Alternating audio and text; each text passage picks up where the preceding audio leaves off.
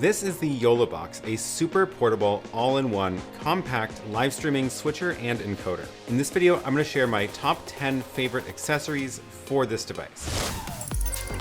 Hi, I'm Aaron Parecki. I make videos on this channel all about live streaming and live video production. Ever since YoloLive sent me this device to review last year, I've been really enjoying using it for all of my on-the-go productions. As I've used the YoloBox around town and traveled with it to other countries, there's a couple of things I've been using regularly with it that are becoming part of the kit.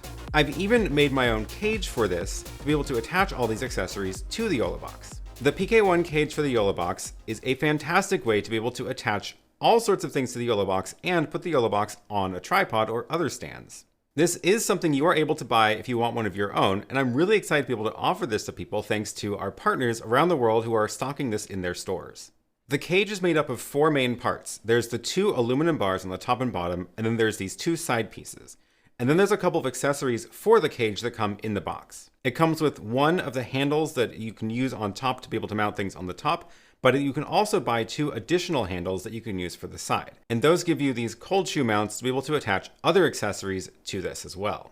There's also a screw adapter kit to be able to use a SmallRig monitor mount on the top bar. And that's the next accessory that I want to talk about. If you use the YoloBox for your own live streams, then chances are you want a camera pointing towards you where you can also use the YoloBox. Putting a camera on the top of the YoloBox makes a lot of sense. That way you're able to look at the screen here and you're not that far away from looking at the lens. You can use the replacement screws that come in the kit to attach this SmallRig monitor mount to the top aluminum bar. It's a very strong mount that way. It's metal on metal and your camera can sit on top of that. The monitor mount tilts so you can get the angle just right as well. Once you've got the camera mounted on top, you'll of course need to wire the HDMI into the YoloBox. And it's only a few inches away from the HDMI ports at this point, and that is why accessory number 3 is short HDMI cables. I'm a big fan of using the shortest HDMI cables whenever possible. Now, of course, depending on your camera, you may need the micro HDMI to full or a full to full. So make sure you double check what HDMI port your camera has. Using a short HDMI cable means you can keep a lot of that clutter away and you don't need to worry about wires hanging off everywhere. So now you've got your main angle set up, focusing on you.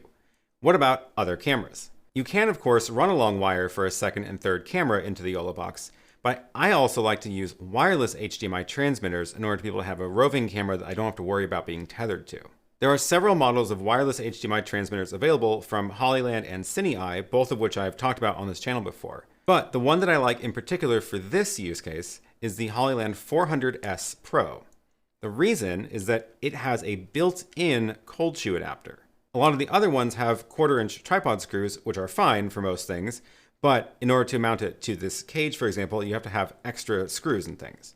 With the built-in cold shoe on this one, this attaches directly to the cold shoe mounts available on the cage. So you can pick any of the cold shoe mounts available on the cage, like either the ones on the back or the ones on the side handles. And again, that's just fewer different pieces to keep track of, so it's easier to manage. This does have a full-size HDMI out, so then on the receiver, you can use a short HDMI cable to connect that into input 2 on the YoloBox. So now we've got two cameras connected. Let's talk about audio. There are several different options for getting audio into the YoloBox. If you are using the YoloBox to film yourself and you're really only about this far away, the built-in camera microphone may actually be good enough depending on your camera.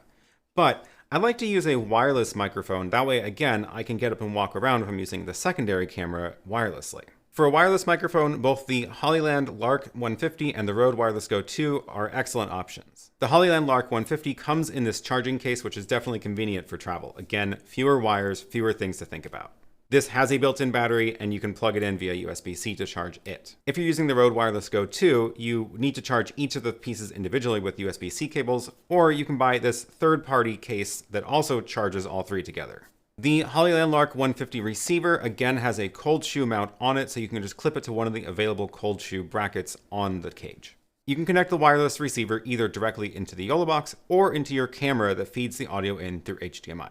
One advantage of running the audio into your camera is that you ensure that your audio and video are in sync in case your camera's HDMI port has a significant delay. There are some audio delay options available in the YoloBox though, if you really need to. The other advantage of running the audio receiver into the camera is that you could also then record a backup copy of your video on the camera itself.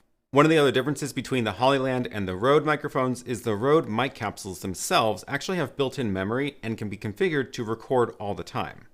That way you always have a backup track of your audio recordings if you're worried about wireless dropouts or if you want to be able to edit the videos again later.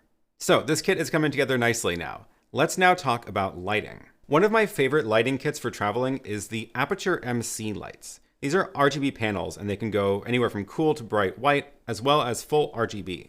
They have a built-in battery which lasts a decent amount of time, so they're actually a great option for using with this whole kit. There's a tripod screw on the bottom of the light, so if you get one of these little cold shoe adapters that let you attach it to a cold shoe, again, you can attach it to the cage. I like to put these lights on the side handles, that way they're facing you when you're staring at the camera. Next, let's talk about power. So far, everything we've attached to this does have its own built-in battery. The YoloBox has a battery, your camera has a battery, these lights have batteries, and the microphone has a battery. But these batteries may last a different amount of time, so it may be worth it to bring an extra backup battery to power these things. If you grab one of the large USB power banks, either Wrapup or Anker are the two that I tend to use, these will have a couple of USB ports on the front that you can use to power various devices on the rig. I definitely recommend at least connecting one into your camera. If your camera can be powered over USB, then that's great, that makes it easy. Otherwise, you may need to get a DC coupler to be able to power it from the USB port into your camera's battery slot. And depending on how long you're going to stream, it may be worth running additional power cables into your two lights. In my experience, I've never actually run down the battery on the microphone receiver, so I don't tend to plug that one into the battery. And that's actually another advantage of the Hollyland 400S is that it can be powered via USB-C or its own battery. And again, to keep things tidy, make sure you look for short USB cables. This is a short USB-A cable that's a good distance for running from the battery pack on the back into these devices. You can also get short USB-C to USB-C cables as well. Again, I like to just use all these short cables to keep the whole thing a little bit more tidy instead of having 3-foot cables dangling from everywhere. The last accessory I want to talk about, which is definitely optional and you don't need it all the time, is using an external audio mixer with the YoloBox. There is an audio mixer built into the YoloBox, but it does have some limits. You can only enable audio from 3 devices at a time, so that could be either a line input and 2 cameras, or whatever combination of cameras you want. But one of the problems with the mixer is that it's a little bit hard to use just because it's a touchscreen. I always find myself struggling to set the value just right because you have to drag the on-screen sliders with your finger. So if you're planning on doing anything more complicated than just running a microphone into the YoloBox, I would probably recommend using an external mixer and doing all of your audio mixing there. That'll give you more fine-grained control over your audio mix. As far as which audio mixer to use, well, almost anything will work. I don't really have a strong recommendation here because it does depend on what other kinds of things you're planning on connecting to it and what other features you need. One of the ones I've had good luck with in the past is the Zoom H6 recorder. It's also a built-in recorder, so you can record a backup track there. It has XLR inputs on the sides and you can run line in as well. And then it has a line out you can run into the YoloBox. I would show you that connected here, but I actually sold mine because I hadn't really been using it in a while. But again, many of these external recorders and mixers will work. I'll make sure to leave links to all the accessories I talked about in the description below. And again, these all fit amazingly on top of my PK1 Cage for the YoloBox. That link is down below as well, and you can buy it from many of our retailers around the world. We can ship to most places around the world, so make sure you click through the different stores available to see which one will be the best deal for you, depending on where you live. Make sure you subscribe to my channel because I'll be doing some more live streams with this YoloBox kit out in the field. Thanks so much for watching, and I will see you in the next one.